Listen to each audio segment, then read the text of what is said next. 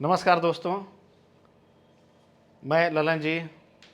आज विशेष तौर पर मैं 10 और 12 क्लास के जो बोर्ड परीक्षार्थी हैं उनके लिए कुछ महत्वपूर्ण बातें बताने आया हूँ।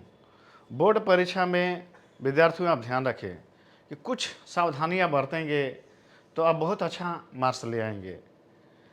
2-3 चीज़ों पर ध्यान देना है विशेष तौर पर।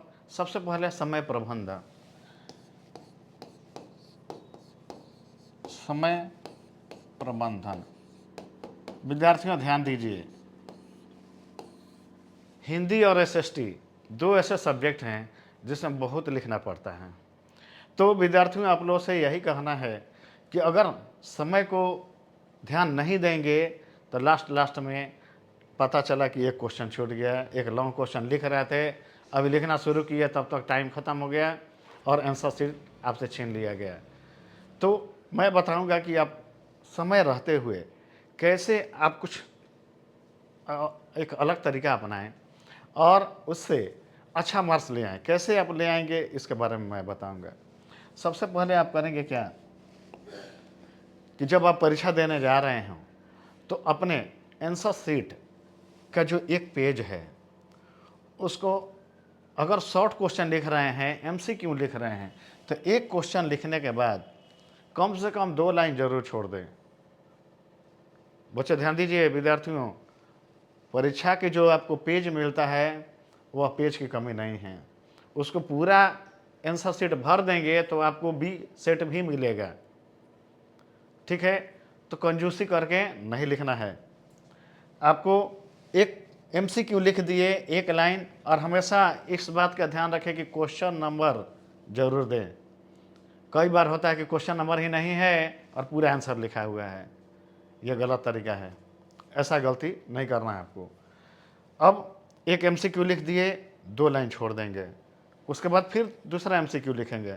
और अगर शॉर्ट क्वेश्चन लिख रहे हो तो एक पेज पर जो आपका आंसर शीट है उस पर ध्यान रखिए कि पेंसिल से आप, ये मान के चलिए विद्यार्थियों ध्यान दीजिए,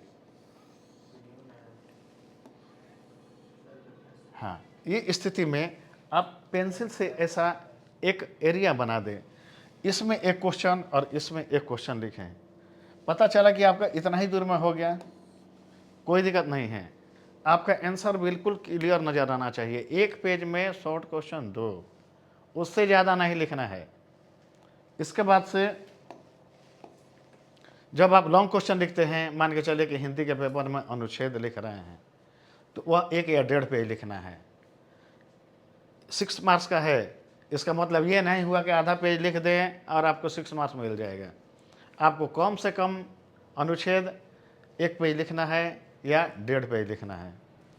अगर शब्द संख्या दे रहा हो तो शब्द संख्या का भी ध्यान रखें। शब्द संख्या अगर लिमिट किया गया है तो उसको जरूर ध्यान देना है। विज्ञापन लेखन अगर हिंदी में आप लिख रहे हो तो पूरा 1 पेज पर लिखें।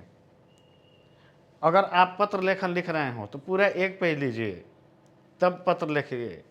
और पत्र का प्रारूप, विज्ञापन लेखन में उसका प्रारूप, आप ईमेल लिख रहे हैं, सूचना लेखन लिख रहे हैं या बधाई संदेश लिख रहे हैं, तो इनके प्रारूप पर विशेष ध्यान दें। इस पर ज़्यादा मार्क्स होते हैं, बीच का कहानी पर आपको कम मार्क्स होता है।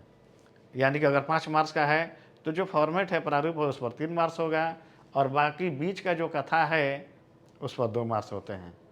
तो आप प्रारूप पर विशेष ध्यान दें, बीच में जो आपका मैटर है उसको जरूर लिखें। इस तरह से आप बोर्ड परीक्षा में उसको समय प्रबंधन करते हुए, टाइम का प्रबंधन ये है विद्यार्थियों कि आप थोड़ा तेज लिखने का प्रयास करें, क्योंकि हिंदी और एसएसटी में बहुत ज़्यादा लिखना होता है। अगर आप तेज नहीं लिखेंगे तो क्वेश्चन लास्ट में छूटेगा ज़रूर। तो यह ध्यान देना है कि क्वेश्चन छूटे नहीं, प्रत्येक क्वेश्चन को आप लिख दें। इसके लिए आपको लिख के और तब प्रैक्टिस करने की आवश्यकता है। ज़्यादा से ज़्यादा लिखें और लिख के पढ़ने के अभ्यास करिए। इस तरह से और कोशिश करिए कि क्वेश्चन नंबर 1 से लेके और बिल्कुल कंटिन्यू लास्ट तक लिखें।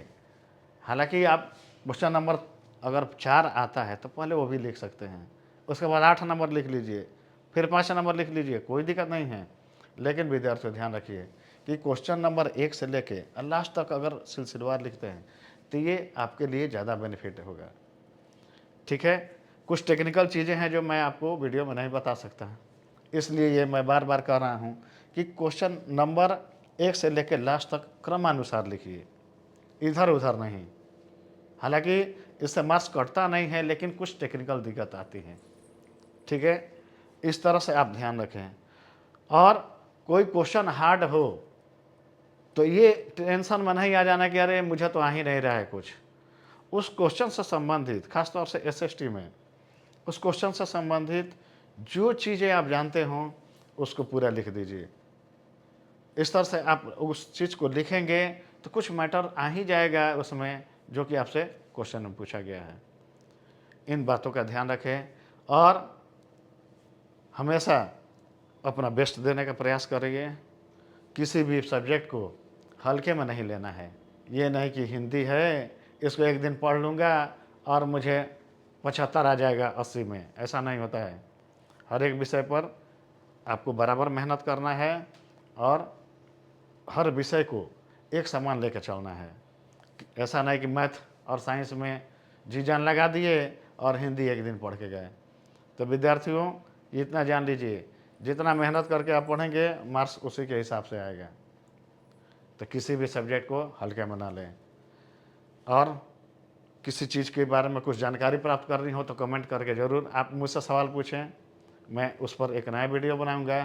वीडियो अच्छा लगा हो तो लाइक करें, सब्सक्राइब करें और शेयर करें। धन्यवाद।